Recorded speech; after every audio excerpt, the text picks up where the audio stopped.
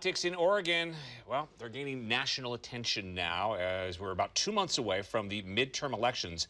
Politicians in Portland held two separate events today to tout their accomplishments and lay out their plans. House Speaker Nancy Pelosi joined two Portland area U.S. representatives at an event, and just down the street, a governor from the East Coast campaigned for a statewide candidate. Fox 12's Adrian Thomas is live in downtown Portland to break down these visits. Adrian?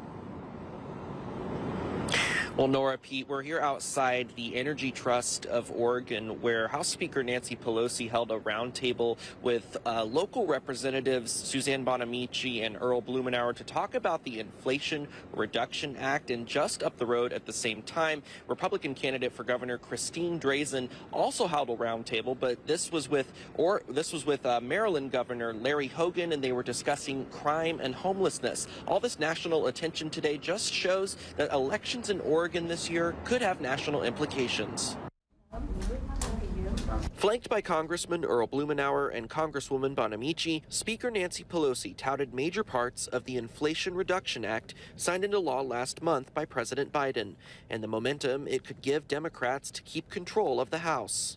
We fully intend to win, and when we do, the other piece of our Build Back Better legislation is very essential. It's the family piece.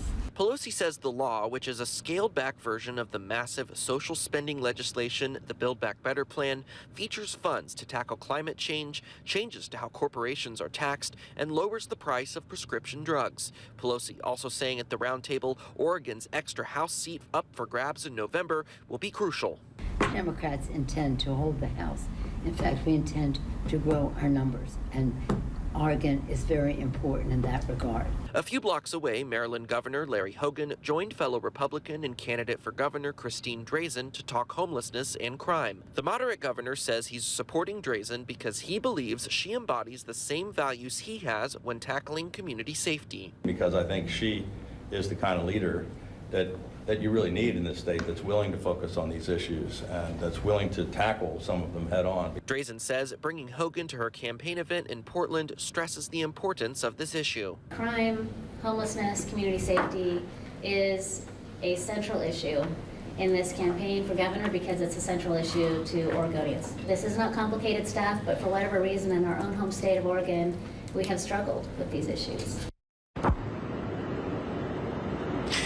In November, Christine Drazan faces Democrat Tina Kotek and Independent Betsy Johnson on the ballot for governor. Congressman Earl Blumenauer faces Republican Joanna Harbor in a historically Democratic district, and Suzanne Bonamici faces Republican Chris Mann. Live in downtown Portland, Adrian Thomas, Fox 12 Oregon.